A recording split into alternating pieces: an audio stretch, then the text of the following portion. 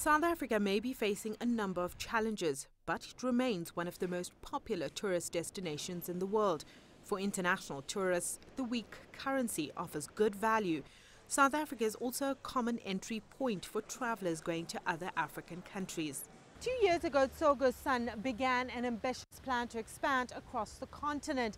It invested $100 million on upgrading existing facilities and building new hotels in Africa.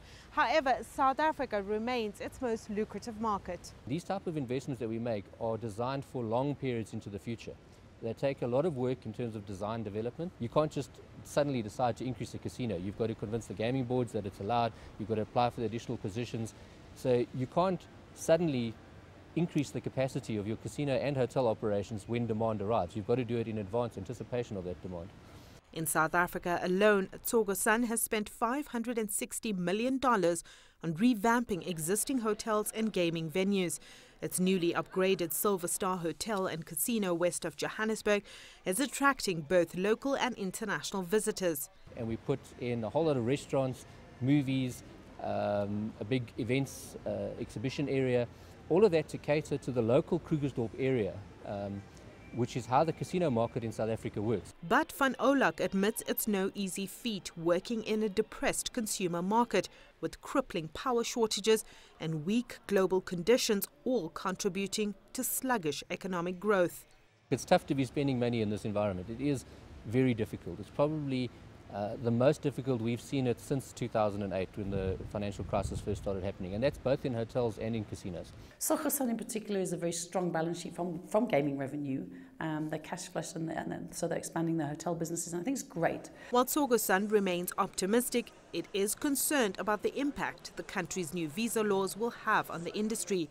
Tourism numbers have dipped since the rules were introduced. The laws require international visitors to have biometric testing done for visas and parents traveling with children to have unabridged birth certificates. It takes away an emerging market consumer that we had before.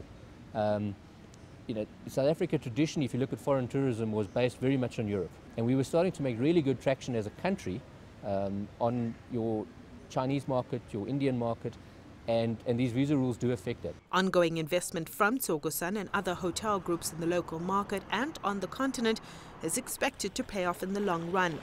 The City Lodge Group recently announced it will also build new hotels in East Africa. On the continent, I think the growth fundamentals are still there. So people expanding, Southern Sun opening in Abu Dhabi and on other areas of the continent, and so are other groups.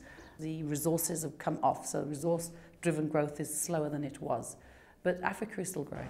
Industry experts expect the South African economy to recover by the end of 2016, with the hotel and gaming sector projected to grow by at least 4%. Sumitra Nydoo, CCTV, Johannesburg.